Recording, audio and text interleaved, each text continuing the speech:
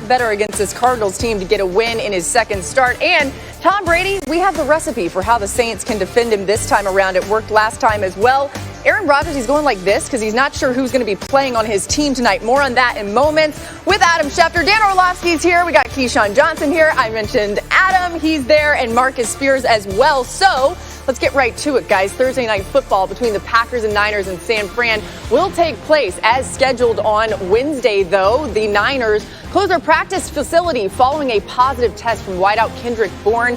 Later, placed additional players on the reserve COVID-19 list after the team conducted its contact tracing. So, Adam, the game is on, but a lot of players out on both sides. What more can you tell us about this game in just a few hours? Essentially, Kendrick Bourne tested positive on Tuesday or Wednesday, then tested negative today. Now, there have been 104 cases like this before, Laura, and 101 have come back positive. So they don't know whether it was a true false positive or not, but the indications are that he tested positive, and the NFLPA and the NFL are looking into it because there are questions about how much Kendrick Bourne did or didn't wear a mask. But there you see the players who will be out tonight. The Packers essentially are missing running backs. The 49ers essentially are missing wide receivers. And so while this is a rematch of the NFC Championship game from last year, it'll look very different than the NFC Championship game last year. Every offensive player who touched the football in that game for San Francisco will not play tonight, and the 49ers will have to rely on an entirely different set of players to try to get the job done against Green Bay. It's just crazy when you think about that. Adam Schefter with us all show long. And Dan, it's certainly tough to play a game following all of this news.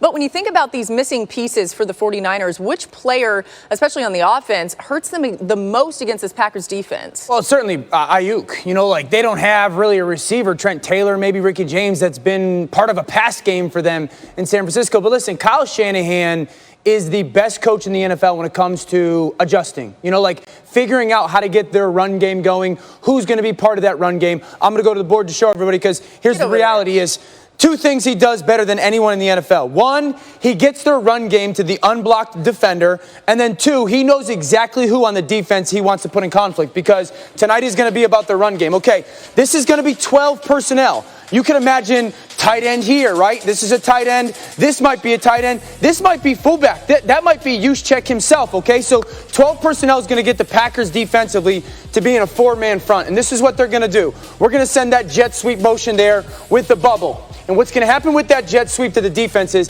that linebacker has to widen for the defense. Everyone's got rules. Now, you tell Jimmy Garoppolo, if this linebacker steps that way and doesn't respect that jet sweep motion, let's just throw that bubble out there. We'll block out. This is going to be part of our run game. We're going to get 3 or 4 yards. All right, so let's imagine that linebacker, as that jet sweep gets going, that linebacker steps out. He's no longer part of my count. I'm great. Okay, so we're going to block that defensive end. We're going to double team from our center and our left guard up to that linebacker, who will be flowing that way because the jet sweep. Then we're going to go guard and tackle. You guys are going to go up defensive tackle and linebacker. Great. So everyone's got a hat on a hat. I told you the unblocked defender. That's going to be that human being.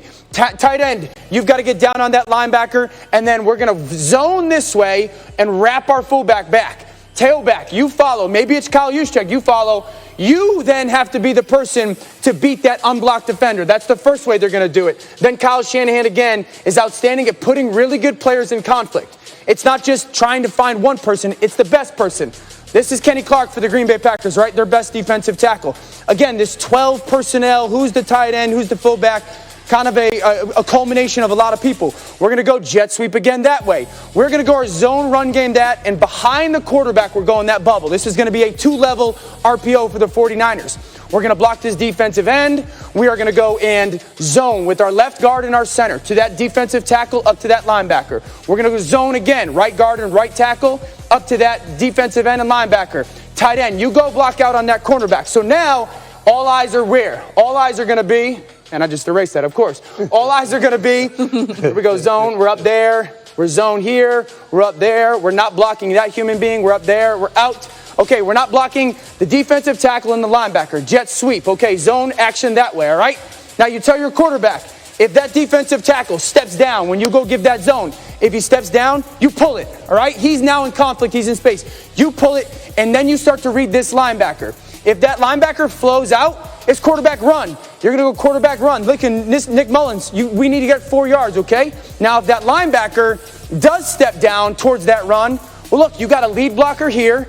You got a blocker here. He's in space. You kick out that bubble. Now we're out in space again. Again, this is going to be a grouping of people that's not normal, but you can put all those different players in conflict. And what does Kyle Shanahan do? He takes the best defensive tackle and goes, I'm not even going to block him. He's going to be my decision person. And then you go a linebacker, I'm not even going to block him because I'll put him in conflict again. And so this will be a way that Kyle will go, you know what? I got to get the ball to the unblocked defender and our back or Kyle Juszczyk. You got to make plays.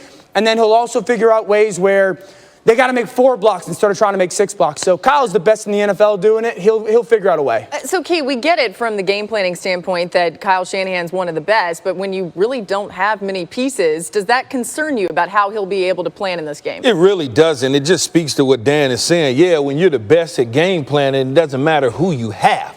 I mean, I hate to bring the New York Jets up, but when you start talking about a genius of an offensive coach and Adam Gase, can't compare him to Kyle Shanahan. It's not even close.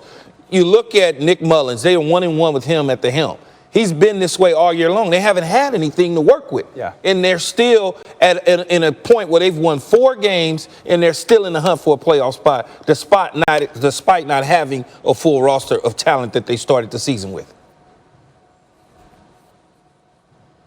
Guys, that's amazing, all right? And last time we saw these two teams play, and I know it's a personnel standpoint, but Raheem Mostert became a superstar, and Kyle Shanahan and this play calling and all of those things that Dan just illustrated and what Key said is vital. Because, listen, we just showed you all the receivers that will be missing for the 49ers. They are going to go back to their blueprint, and I want everybody to understand this too. The most concerning position loss for me is not only Kittle, but Trent Williams, because this game is predicated on San Francisco 49er being able to get big people up on backers, as Dan just showed. Kyle Shanahan will be fine. He's going to try to control this clock. He understands that he doesn't want to put this defense in a situation where Aaron Rodgers is able to get 2 or 3 extra possessions. That has to be the plan. You're not going to go toe-to-toe going downfield. Nick Mullins will have to make a few throws.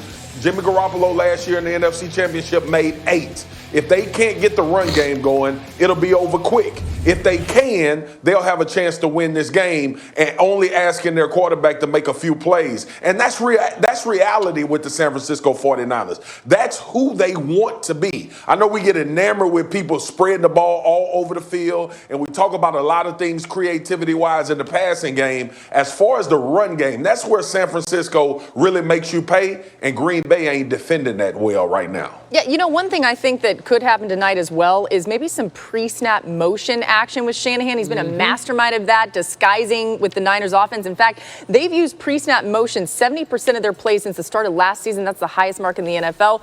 Dan, really fast? No, I was saying they're number 1 in the NFL. Oh, okay, there we go. Right. I thought you wanted to get back in, No, but this all you were number doing one- was giving number me one props. usage. Thank you for that. Let's bring in Adam Schefter once more. And Adam, the 49ers not the only team facing some COVID realities today. Take us through some of the other top stories.